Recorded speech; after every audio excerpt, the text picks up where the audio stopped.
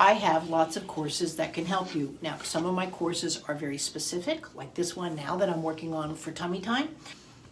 When babies come into the world, it is really important that they have the opportunity of tummy time. Now, what are some reasons why they don't get the opportunity?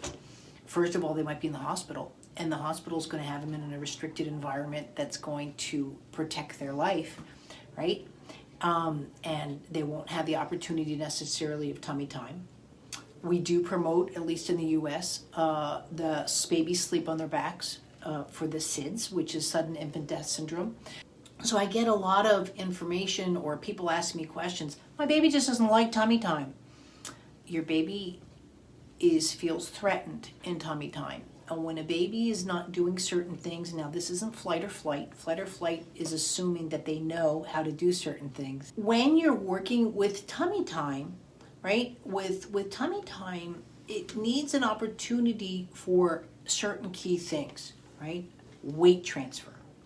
Every baby developmental milestone has to be achieved through weight transfer. What does that mean? So when I'm transferring this child's weight, let me put my doll here. You can see already, this is a pre-crawl, right? It's just a simple weight transfer of even just sleeping and moving around. But what they're learning is how to transfer their weight from side to side. But they're also learning how to use rotation. And what is another key thing that I work with movement lesson is a transitional movement.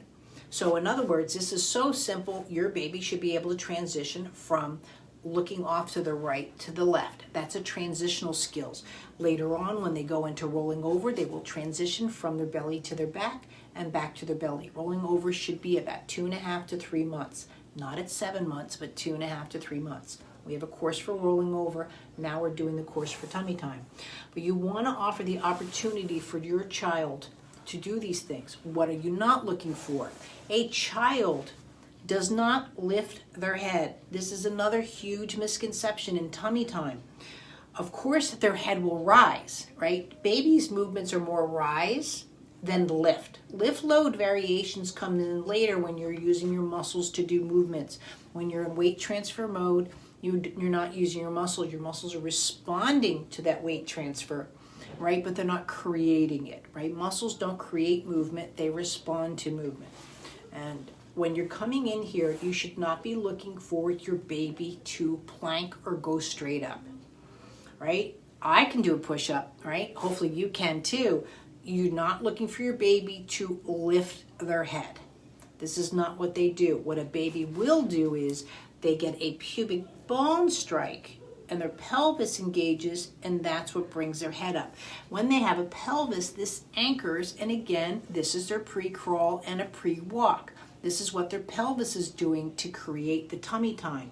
So if you're seeing your child here, or worse, where the head is bobbing like this, and it looks like, and you're being told when they get stronger, they'll be able to do it, you need to start looking at waiting for this course and getting involved with it. Your child needs the opportunities to go into tummy time, but they will try. The head's here scraping, and then they'll start screaming. And this is why your baby doesn't like tummy time, because they're getting threatened by it and not going into transitioning skills.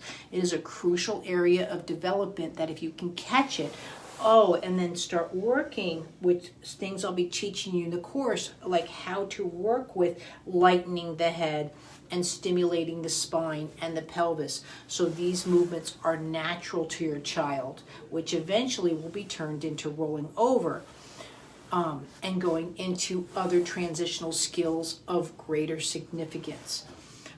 If your child's vision is a little off, it's early to tell when they're at this stage. You can look at my birth to 1 month video. I can post it underneath on what vision should look like. But if vision is going into an asymmetrical, like a lazy eye, which people try to tell you is quite normal with infants, it will affect these skills as well. And it's just something you can work with early on versus that wait and see. Wait and see sometimes works.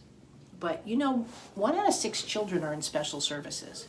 And you could be catching this right now and changing that conversation that your child has to movement, right? And how to respond to movement. You really can change your child's life with just some simple little baby lessons. Do your newborn assessment. It's a free course. Do your tummy time.